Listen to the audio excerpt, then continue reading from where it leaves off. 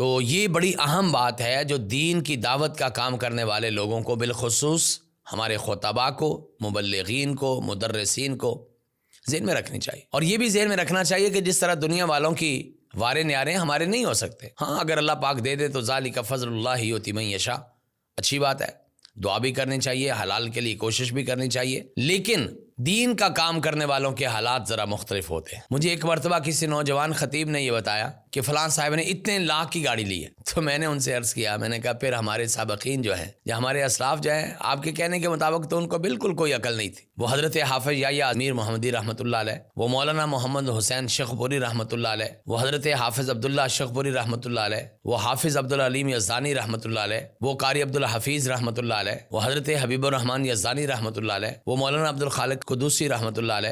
یہ سارے لوگ تو پھر سیانے نہیں تھے آپ کے نزدیک، انہوں نے تو کچھ نہیں کموایا، انہوں نے تو پھر نہیں بنایا، انہوں نے تو اتنے لاکھوں کی گاڑیوں میں سفر نہیں کیے۔ میرا خیال ہے کہ کہیں نہ کہیں وہ شعوری طور پر یہ کام کرتے تھے۔ دین اسلام کی دعوت کا کام کرنے والے کو اپنا نمونہ بھی لوگوں کے سامنے پیش کرنا ہوتا ہے۔ اسلام کا کام کرنے والوں کی پہچان یہ نہیں ہے کہ وہ لاکھوں کی گاڑیوں میں گھومیں گے اور وہ رنگ برنگ اور زرق برق کے کپڑے پہنیں گے، بلکہ دین اسلام والے سادہ طبیعت بھی ہوتے ہیں۔ خود رسول اللہ صلی اللہ علیہ وسلم کو آپ دیکھیں، ساری زندگی اللہ کے پیغمبر علیہ الصلوۃ والسلام پہ غربت نہیں رہی۔ ایک وقت آیا کہ آپ کے پاس لاکھوں روپیہ، کروڑوں آج کی زبان میں اتنی زیادہ بھی آپ کے پاس دولت آئی ہے، لیکن نبی کریم صلی اللہ علیہ وسلم کی سادگی جو ہے وہ آپ نے جان بوجھ کے اختیار کی تھی۔